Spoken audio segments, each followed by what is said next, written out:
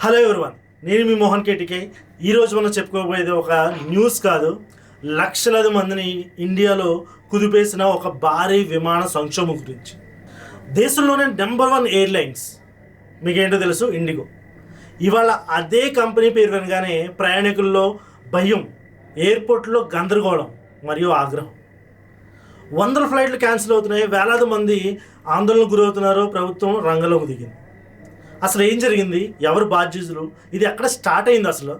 ఈ వీడియో చివరి వరకు చూడండి. ఇది మీ ప్రతి ప్రయాణానికి డెఫినెట్గా హెల్ప్ అవుతుంది.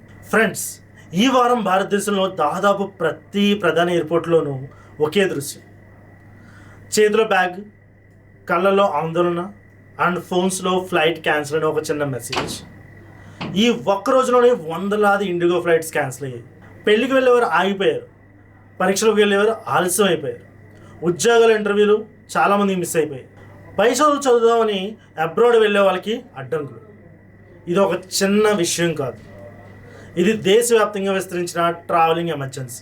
ఈ క్యాన్సిలేషన్ వల్ల ఇండియాలో 827 crores విలువైన టికెట్లు రద్దయ్యాయి, అంటే ఆల్మోస్ట్ 830 కోట్లు.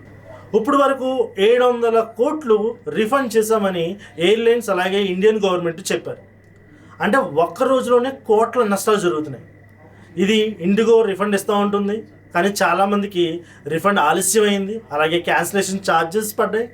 మీకు ఒక షాకింగ్ న్యూస్ ఏంటంటే, బ్యాగ్లో ఎయిర్పోర్ట్లోనే చిక్కుకుపోయి, అంటే వేలాది మంది దుస్తులు, మందులు, డాక్యుమెంట్స్ ఇవేమీ లేకుండా ఎయిర్పోర్ట్లో ఇబ్బంది పడుతుంది.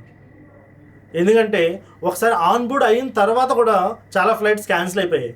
అంటే వాళ్ళ లగేజ్ మొత్తం కూడా ఫ్లైట్స్లోనే స్టక్ అయిపోతాయి కదా. సో ఇలా జరుగుతున్న వాటికి అసలు మూల కారణం ఏంటి, అసలు ఆరిజిన్ ఎక్కడ స్టార్ట్ అయిందో ఫస్ట్ మనం తెలుసుకుందాం. ఈ సంక్షోభానికి కారణం లేదా హార్ట్ ఎక్కడ ఉంటుందంటే పైలట్ల కొత్త డ్యూటీ రూల్స్. సో భారత ప్రభుత్వం ఎందుకు ఈ రూల్స్ తెచ్చిందో తెలుసా?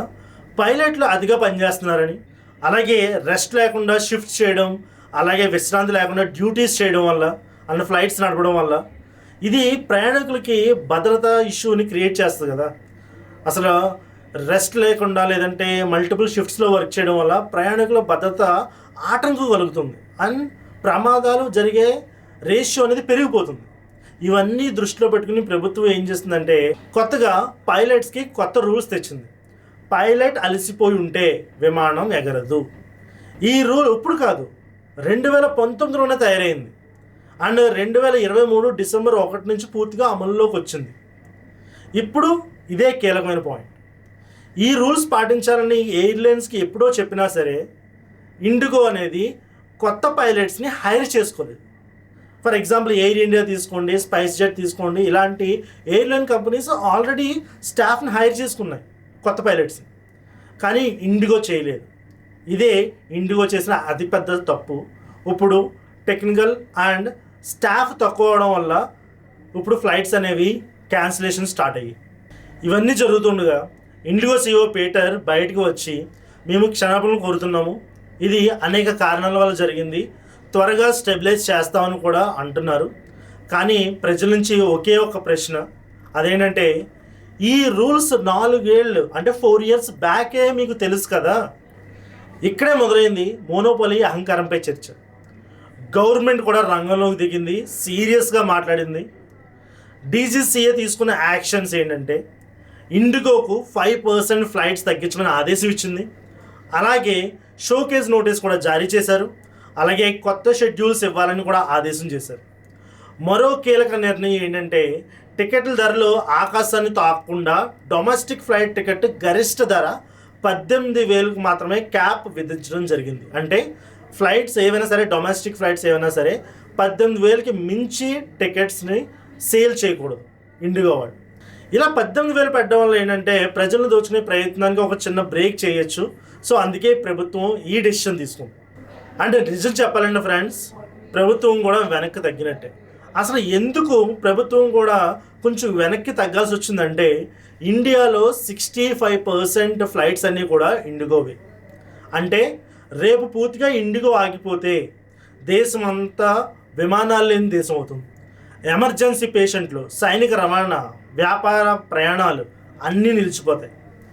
అందుకే ప్రభుత్వం కఠినంగా వాళ్ళతో మాట్లాడినా ఫిబ్రవరి 10 వరకు వాళ్ళకి టైం ఇచ్చింది ఈ సమస్యని చక్కబెట్టడానికి.